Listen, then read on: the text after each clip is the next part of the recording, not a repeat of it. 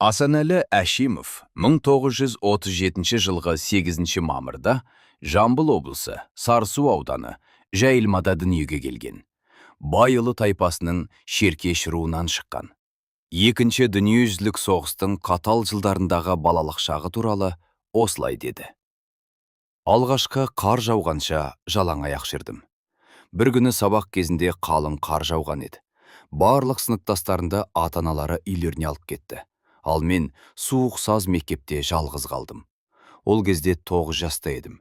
Түні бойы қатты қорыққаным соншалық, таңертең мектептен 10 жасқа есейіп шыққандай болдым.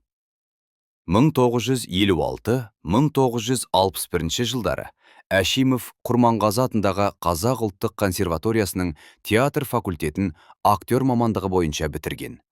1961 жылдан ол Қазақфильм киностудиясына актерлік штатқа қабылданды. 1964 жылдан бастап Мұхтар Әуезов атындағы Қазақ ұлттық драма театрының актерлік құрамында.